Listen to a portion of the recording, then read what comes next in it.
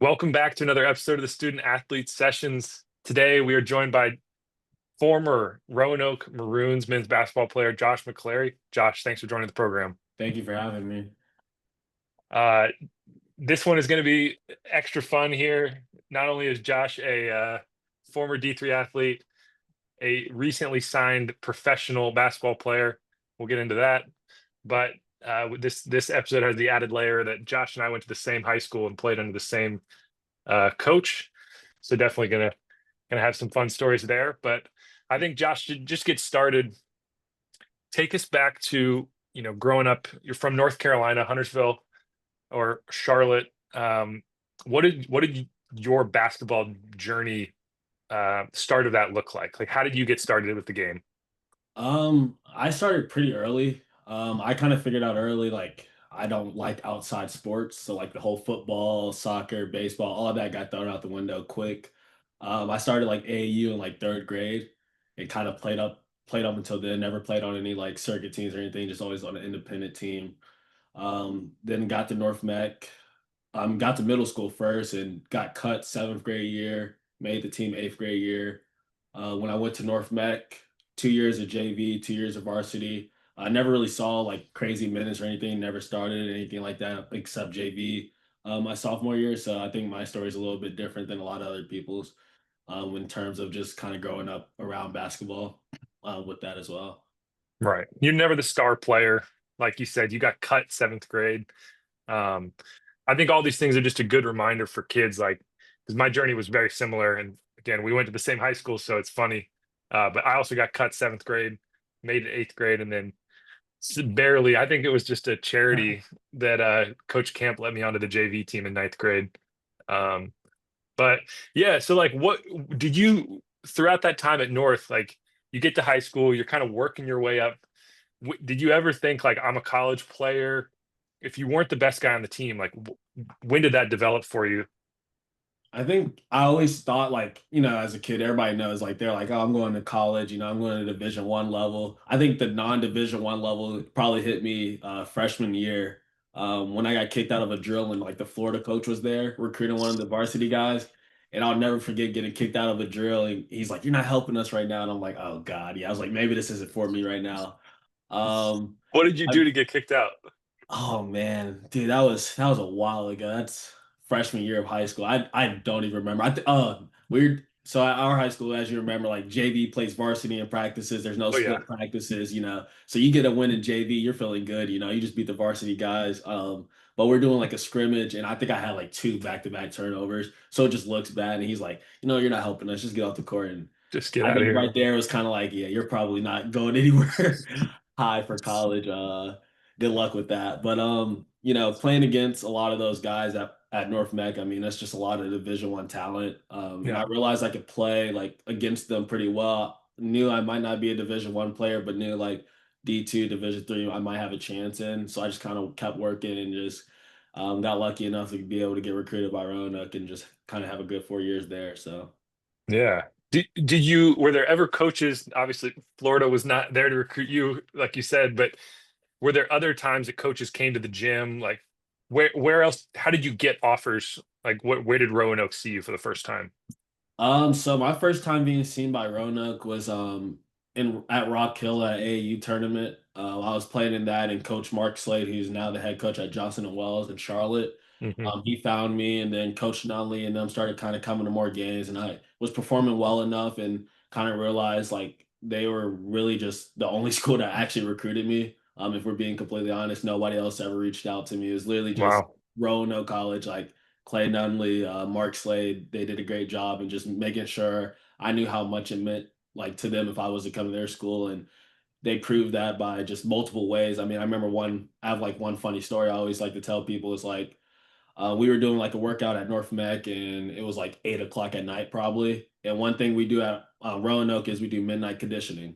So we have the midnight conditioning test at 12 when D3 is allowed to start practicing. Obviously they changed like the rules for that Yeah, now. yeah. But I remember Coach Nunley came to the practice like in Charlotte, so that's like 2 hours, 45 minutes ish, probably. And he's there and he leaves early. I talked to him, he's like, yeah, I gotta head back to go. We have midnight conditioning tonight. And I'm sitting there like it's around 9 o'clock.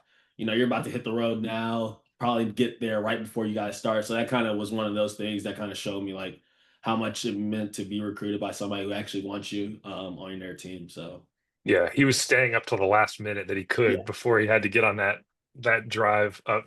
What was that, 77 to 81? yep, 77 to 81. It's Yeah, easy drive. easy drive. Yeah, But yeah, no, it's a funny thing. Like it's something I always try to like when we're talking with recruits. It's a hard thing to communicate, but it's like when you're wanted by a coach, it'll be very clear. right, Like the texting, the calling, like checking in. It's more than just like trying to keep the relationship warm. It's like it's things like that where the coach is going out of his way, inconveniencing himself or herself to show the recruit that they have a spot and have a role to play in the future of their program. right. Yeah, and Coach Dudley, I mean, during that time when I was in AAU, so going in my senior year, that's like peak COVID. So like obviously not many people were out there watching games or anything like that. I mean, coaches getting out there, but I could probably say like after Coach Slade probably saw me for the first time, I think him or Coach Nunley were probably at almost every one of my AAU games after that. So it's just kind of things like that where you kind of see like the amount of work they're kind of putting into you and just how much they really believe in you. So Yeah, definitely. Well, they clearly picked right. We'll get into your Roanoke career. I just want to touch again on bring it back to North Mech real quick because there's something else in there that I think is can be beneficial for recruits. Like I had a similar experience, like you mentioned, it was joint practices. So JV just got beat up on by the varsity guys every day. And I was also trying to guard, I was like maybe 6'2", 180 in high school, trying to guard like these 6'7" future D1 players. And similar to you, I learned like, okay, I'm probably not going to get recruited by Clemson or William and Mary or, all these schools that were coming in. But it did give me context to say, okay, I got one win. Like maybe there is a college, like a program, a different level here. Um, yeah, you guys just play at such a high level, like, and it's only gotten better since I left for sure. You guys won the 2020 state championship for the 4A level of North Carolina basketball, which is pretty impressive. What was that run like? that team was special, man. That's like I had some great teams that I played on, getting moved up from JV to varsity. But that team my junior year, man, we were special. Started five, four of the five guys were D1. We had two guys on our bench who went D1, but they didn't even touch the court. So that team, we just had a lot of players, man. I don't think people understood how like loaded we were. It's like we would go out there and like you see all the starting five, and then like they'll go out there and win by 20. All right, the bench comes in. Maybe it's gonna be like a let off. Nah, we're gonna go up there and beat you by 30 at that point because we're just having fun out there. So that team, that was a lot of fun. I mean, like you said, you play against all these D1 guys, you practice against these D1 guys. It really prepares you. So just playing against like ACC caliber, A10 caliber players, like it really did mean a lot to be on that team. Yeah, I came back and watched a game. I think it was the best. I played in a good era of high school basketball. Like I had to go up against because I was like a four man, go up against people like Kennedy Meeks in high school, which was problematic for my body. But um, that team, because Isaiah Evans was an underclassman, right? He wasn't That even there yet. Oh, he wasn't even He there was the yet. year afterwards. Yeah. Okay, all right. Then I'm thinking maybe I saw the next level iteration. Okay, who else was on that team then? Walk me through some of So the my names. junior year, it was Tristan Maxwell, Oh, Trey Tris. Williams. Yeah, it Yes, was that team, the Chris that Ford, era. Jeremy Gregory. That team, Right. yeah, we were really good. And then my senior year, when Isaiah was a freshman, it was like Jordan Crawford, who's at South Dakota right now, went to Charleston out of high school. Davion Cunningham, who went to Asheville out of high school, and he's at Morehead State. Chris Ford went to Davidson, finished at Robert Morris. Yep. Jeremy Gregory, East Tennessee. And then I was like the seventh man, and Lewis.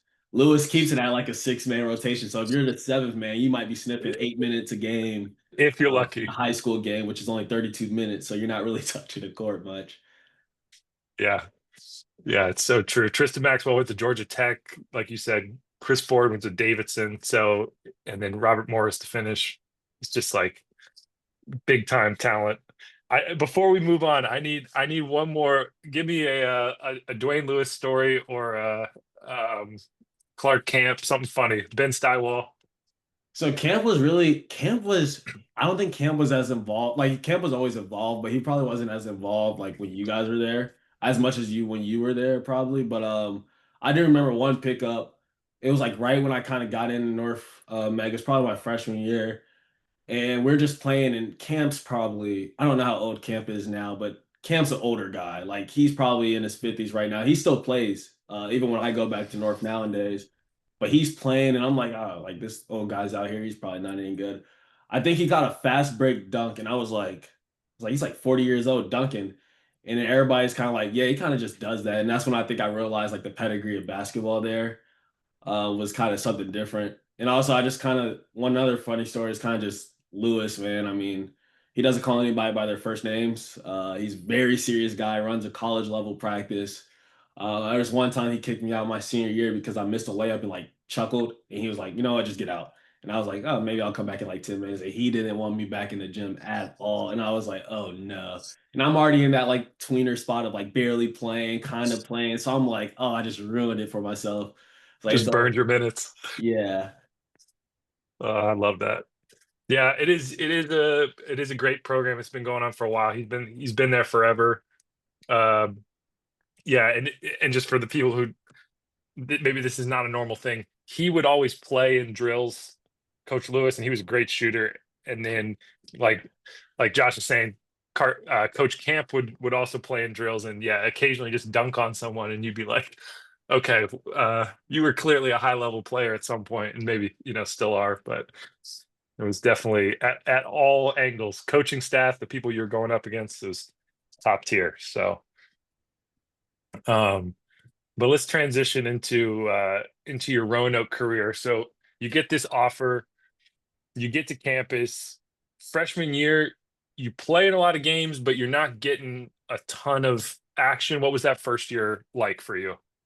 yeah. So first year, I think it was like a really good learning experience. I think I had it pretty well. Like I think I averaged around like 11 minutes a game, which is pretty good for a freshman, especially on a team that was at one point ranked number nine, in the D3 polls. That year we played some tough teams. Like that was a team where Marietta had that Elite Eight team, and they were like Yep. top two the whole year. Macon, that was the year Macon won it all.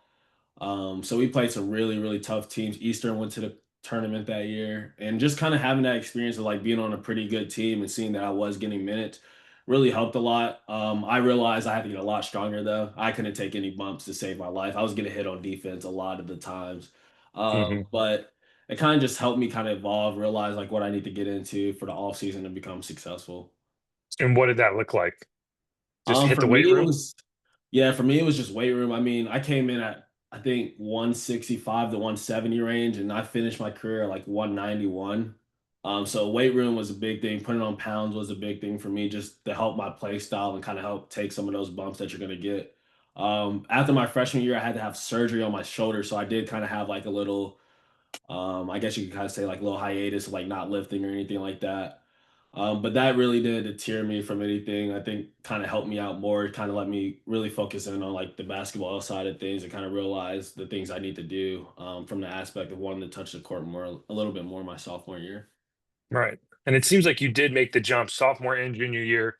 You were starting games, played in more games, started scoring some more points. Like, how did you see your role develop? What was the communication like with the coaching staff? Like, what did they want for you? How did it kind of play out? Yeah, so when I first got there, it was always just like I always had like the pass first mentality. Played with some great players, Casey Draper, Afosa, Trip Green, who were just all 1,000 point scorers. So like to be able to play with them for 2 years straight kind of gave me more of that passing role. And then there was a few games where it was kind of like, all right, the teams are kind of like really focusing on them, kind of leaves me open a little bit more, gives me some open looks. I think just really going through those years and seeing the confidence that my teammates had in me, not much as the confidence I had in myself. Because, like, you go into some games, you might not feel like you can shoot it as well as you could. But knowing like my teammates would always try to push me because they knew, like, you're going to be an impact player for us, even though you're so young. Like, that's really going to be big for us if you just kind of realize that. Then I think we'll do special things. So I think that was a big part of it. Hmm. Yeah. And I don't want to project here, but something that I had to work through, and I think this was it was hammered into me from high school, is I could hear Coach Lewis saying that's not your shot, right? Like Yeah. when you got a guy that's going to Clemson or another guy going to D1, like you make the extra pass and you get it to your star player. I think there was some element of that I had to, like, maybe by junior year start thinking, okay, maybe that is my shot. Like if I have space and I've practiced this, time to, like, it's not helping the team if I'm Right. sending it one more. Was there a similar, like, process for you as you got to junior and senior year at Roanoke? Yeah, I would say so. Coach Nunley always would pull me into the office, off seasons, pre-seasons, that type of thing, and kind of help me instill like kind of what my role would be for the team. Not in the sense of like I can't break out of that role or anything, but kind of say like, hey, this is kind of what the team is going to need from you this year. If you can do this and then maybe add some extra stuff, then that'd be great. But like definitely focusing on some of those things. Like freshman year, it was kind of just being behind Nick Price, who was a good senior point guard for us. Kind of being behind him, kind of just watch him a little bit, watch what he does, kind of pick up things from him. Sophomore year, I played a lot more, and it kind of just turned into just be a facilitator, get our guys who we know can score at a high level, just get them the ball a little bit more. And then junior year is kind of where I saw like, yeah, still be a facilitator, but let's put an impact on the game more than just passing the ball. Let's go get some buckets, you know. So I think that really helped. And then senior year just kind of opened up everything at that point. Just kind of became just a free for all, honestly. Like let's go score, let's get assists. And we played at a very high pace, scored it a Yeah. lot, so it kind of helped out a lot as well. Right. And you were getting it done on the defensive end as well. You got two steals a game. You were, all league defense and play ODAC player of the year, which in that conference, if you're player of the year on defense, it's pretty special given, like, some of the guys who have carried that mantle. I'm thinking like recently Miles Mallory from Yeah. Randolph Macon, who was a pretty formidable post presence. Um, but yeah, like, was that something that was always part of your game, or did you really feel like you stepped it up senior year on the defensive end? So one thing at Rona that Coach Nelly like instilled is defense. You know, defense is going to win games, and I think our numbers prove that from all my 4 years there. That we were just always going to be a good defensive team. We just kind of stood by our principles. So like if you stay by your principles, then you really never have to. If you never break out of them, you're going to be well defensively. And I think Coach had the confidence probably starting around my sophomore year to kind of throw me on those best players each game. And if I was like, even if I was like the third person to guard that best player, like then I realized like junior year I'm going to be guarding the best player. Senior year, then it definitely turned into me and Marcus Morgan, who shared like who would guard the best player, who's guarding the second best player. So. I don't think I really, it wasn't much of what we worked on. I think it was just more of like a team. Like we just had the team principles and it just worked out well for us Yeah. as well. Yeah. Makes sense. And it's one of those things, like, to have that type of shared principle, like commitment to something that takes a lot of work on defense. It's not glamorous. Like, talk about maybe the culture at Roanoke and what allowed for everyone to have that kind of shared buy-in. And maybe it's the coaching staff, maybe it's something you guys did as the players, but Yeah, no, the culture there is it's better than a lot of cultures I've seen personally, like just seen just by watching teams play or something like that, how the players interact with each other. One thing Coach Nelly does a really good job at is obviously we're a really good team basketball wise, but one thing he stands by is always going to be recruiting good guys. Who are you off the court? Like how is your family off the court? Like those type of situations. So just kind of having that camaraderie as a team, knowing that you're going to be hanging out with your teammates a lot, you're going to be with your teammates a lot because basketball is a long season.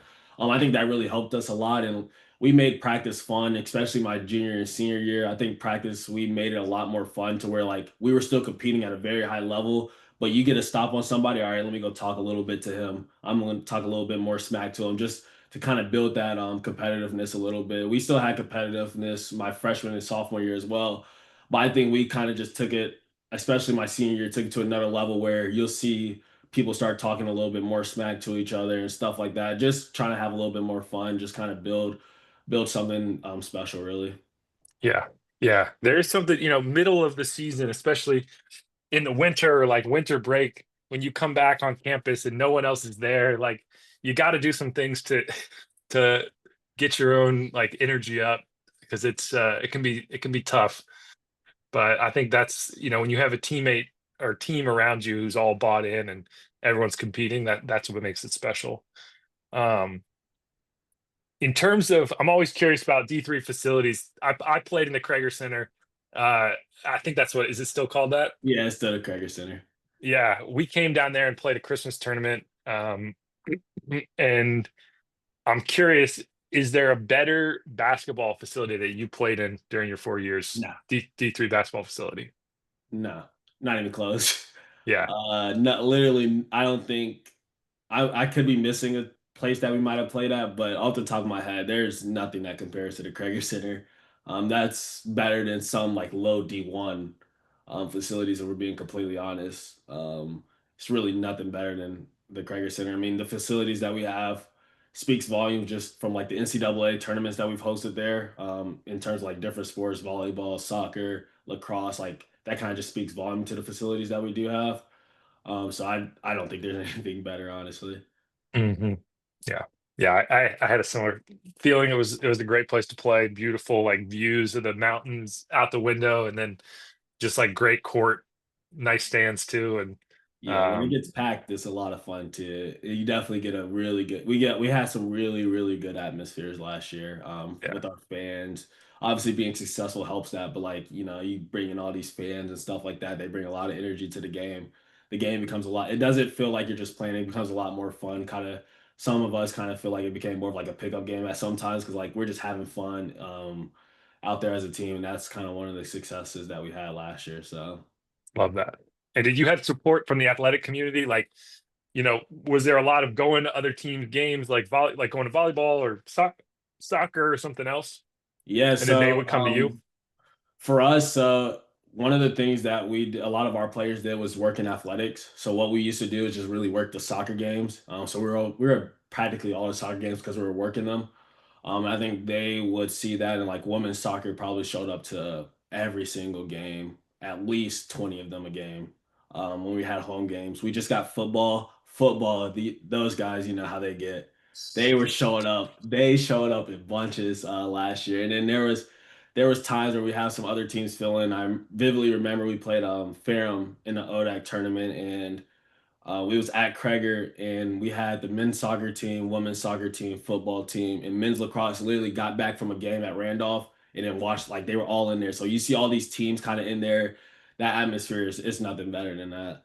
Yeah, that is a special thing I feel like about D3 schools. And maybe it happens, it's to some extent at D1s, but I think you can really feel like the tightness and the bonds of the athletic community because you can see all your, people you're taking classes with, and you, like you said, you can go support their games. You're going to the soccer games, they come to yours, and that's special. So definitely a fun part of it. Like you hit a shot and you can just turn around and like high five a baseball Yeah. player in the corner or something.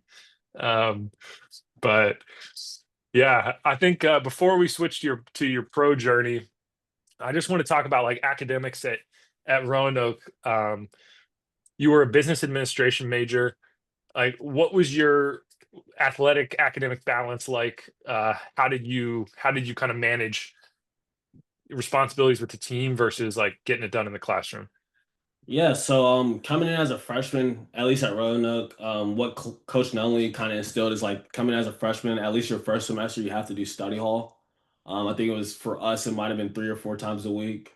And just to get out of study hall, at least my freshman year, you had to have a 3.5 in your first semester or higher just to get out of all study halls. If you got a 3.0, then you got out of half of the study halls. But you will start to do it the second semester.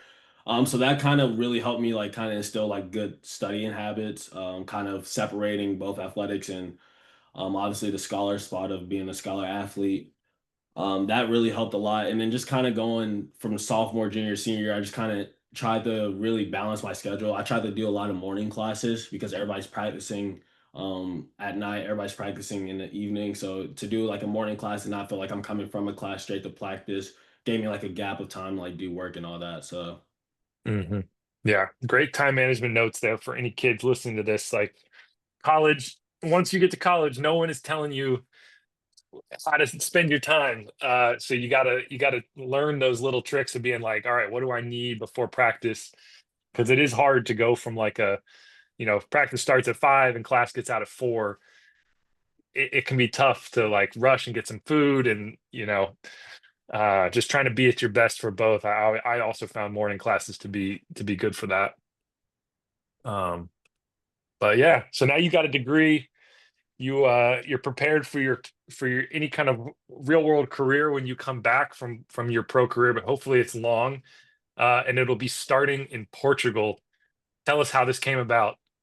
Yeah, so a lot of people around me knew like going pro was never like if you were to ask me, I did a Bob Quillman podcast. The Q cast. Yeah, I did the Q cast. I think I did that in December because it Yep. was during winter break. I did that during December and he asked me what are your plans after school? I said going back to get my MBA, become the GA, help out with the team. Pro was never an option. Like it never crossed my mind. I once I had like a successful year, I kind of like talked to one of my teammates who did play pro last year, and I was like, "Hey, do you see any possibility of like me even entertaining the thought of possibly playing there? Like, do you think I have the skill?" And he was like, "1,000%." I got an agent, Rob Wilson, with big management. Got help from my Coach Nunley, and Dave Robbins helped me with that.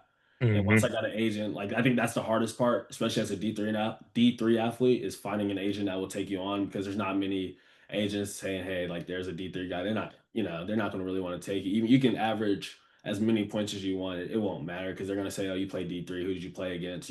Right. So once I got my agent, he just kind of did all the stuff on the back end, and we talked to a lot of teams were interested, and Portugal just had the better offer, and that's where we decided to go. So Nice. Yeah. What tell us about the city? Where are you going to be? yeah, so I'll be in Figueira da Foz. If anybody knows anything about Portugal, like the big cities or Lisbon and Porto, it's literally like the in between. So I'm not going to be in like a big city, but it is a coast town, so like a beach area, which is really nice. So I'm excited about that. Yeah, it looks beautiful. I just looked it up here online. Gorgeous. So when you head over, what does the start of your season look like? So I was actually supposed to be heading over Monday, but some things got messed up with like my visa paperwork, so all that's getting pushed back to like late September, which kind of sucks because our first game is October 4th. Ooh. So yeah, I know. So obviously as an athlete, you're like, oh yeah, I'm missing preseason, you know. I have to Hmm. do conditioning and all that, but it does suck because now I'm going to fly over there, and by the time I get there, not have much time to kind of get fully adjusted before our first game, which no Right. excuses or anything like that, but that is what it is. Yeah. I think, that's just the unfortunate reality of trying to go play over there. Like, you know, in your situation, it was something you came onto a little later, but I do think for any recruits, any current players who are listening to this and kind of say want to go pro, I would from the stories I've heard, budgeting in just like some kind of disturbance to the process. Like it's never going to go perfectly smooth. Right. You're going to have some issue. Um, something's going to get lost in translation a little bit. Um, so I think it's just control what you can control. I'm sure you're getting workouts in and communicating with your team and getting ready for that first game in October. But have they told you kind of like what they expect from you, like what role they want you to be playing? So I've talked to my coach. I talked to him on the phone once this summer, and he kind of just explained to me it's just gonna be like kind of what I've helped with like Roanoke do the past year was kind of be on the ball, pick and roll a lot of the times. Yep. Just kind of facilitating, finding my shot, obviously, which is pretty ideal for your first year going overseas anywhere, is to know that the ball is going to be in your hand. Definitely makes it a lot easier, makes it a little bit more easier to be successful. That way, you're not really relying on other people. Kind of, obviously, you rely on your team, but it's not like you're trying to find a way to get the ball for your team or anything like that. So that's kind of going to be the role. I'm still going to have the defensive role of guarding the best player, going out there Yep. trying to guard the best player. So that's going to be interesting because you're guarding the best player. The next now you have to go push the ball. So it does get tiring, but conditioning out of season is a big aspect. But conditioning out of season will never get you prepared for basketball conditioning. That's just the harsh reality of it. You could be as conditioned as you want, but like the moment the ball drops and you're playing full sprints, there's not much you're going to be able to help with until you get into the game. So. Yeah. You getting back in the gym at North at all to prepare for it? Nah, so I haven't I haven't gotten back into North. I got into North a couple times when was in Charlotte during May. But I haven't been there since I've been back. I just got back from Virginia at like the end of August. So I've been in Charlotte. I've just been working out with one of my teammates, Chris. He's a trainer here in Charlotte now, so I've just been working out with him Nice. every day. So Love it. Well, we wish you the best of luck. Obviously, I just again takeaways for anyone who wants to follow in Josh's footsteps. Like, talk to people who have done it before. Your teammate was helpful. Talk to your coach. Like, and when it comes to picking an agent, pick someone that is vouched for by someone else. I yeah, think there are a lot of great people in the industry. There are also a lot of people that might not have your best interest in mind. So that can be a critical decision in terms of putting you in positions where you can be successful overseas. So I think follow after Josh's model, and that could be productive for you as well. Um, Josh, just to close things out here, it's been great to have you on. Great to hear thank another you. guy from North Mech going the D3 route. Um, It's very I rare there. it, it, That's rare. It's crazy to say. It's rare that you'll see a D3 guy go to North Mac. If it's not D2, it's either D2 or D1. I think me, Greg, that's you. I can't really name a lot of people that's coming out of North Mac going D3. So there was another guy, Eric Panico, who went to Emory in okay. Atlanta, and then maybe one more, but I'm One more blanking. went to Roanoke, Malik. He was a senior my freshman year. He went for 1 year, but then he left after that. But I think he was at Roanoke for a year. What was his last name? Oh my God. I don't even know his last name because we just call him Lucky the whole time. So it's kind of one of those things, we don't really Classic. go by first and last names. It's Yeah, you whatever were your nickname McClary. I is. was Barkley for Yeah. 4 years. Um, yeah, it is funny. Yeah, that's right. We should talk about Greg. Greg is following in your footsteps. He just graduated from North Mech. He's going to Roanoke. Well, have you talked to him about the process or the mantle he needs to carry? And Yeah, so I've hung out with Greg a couple times this summer, both at school, like going up to Virginia, and both just kind of being in Charlotte. Um, I don't think he really needs much talking about like what to expect. He went through he's the exact same route as me, except he probably played a lot more in varsity minutes, but he knows what to expect. You play under Coach Lewis, you kind of go into college, you understand everything that's going to be asked of you. He's one of those guys, hard worker. He's gonna do the work, and I think he's confident to say that he'll have a good 4 years there if he just kind of sticks the process out and just does the right thing. So yeah, yeah, for sure. Good coaching staff and good situation. Strong team culture that you've built there, and he gets the benefit from that for 4 years. So we'll be excited to follow along. Um, but just to close things out here, we'll ask you the question that we ask every guest. If you could go back and talk to your 18-year-old self, what advice would you give yourself coming out of North? um, I think I would tell myself like don't go in. Not that I did it, but like at least tell myself don't go into D3 thinking it's a joke. Um, there's some players at the Division 3 level. I mean, just this past year, we played against three guys off the top of my head who signed professional contracts just this past year, as well as me. So like, just going in there knowing like you're gonna have to do the work. Nothing's gonna come easy just because you're going at a lower level. There's people that's out there just as hungry as people who are in Division 1 levels. So I think that's the big thing is advice to tell myself is just go in there, put the work in, and things will just kind of happen the way it's supposed to happen. So. Yep. Good advice. All right, let's wrap it up. Josh, thanks for coming on. Any last thoughts? No, just thank you for having me.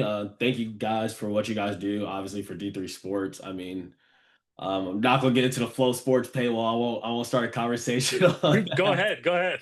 Nah, I'm not gonna start any conversations on that. That's a whole other whirlwind that we could get into. But just thank you guys for what you guys do. Obviously, like not many people know about D3 Sports. So what you guys do on Twitter, podcasts, and all that is just a really big help. And the players definitely know about it, even if you don't see us maybe liking the stuff or anything. I can tell you one thing is like we know everything that's kind of happening on D3 Twitter. We know the key players like yourself, so we just really appreciate you guys. Yeah, happy to do it. It's a level that gives you the best of both worlds, academics and athletics. So it's worth spotlighting. And guys like yourself doing big things in the world. We want to shine a light on that. So Thank you. Yeah. All right. Well, Josh, thank you. This has been another episode of the Student Athlete Sessions. You can always find previous episodes on Spotify and Apple Podcasts. Make sure to share with the recruit in your world who you think could benefit from it. And we will see you next time. Thanks for joining. Thank you.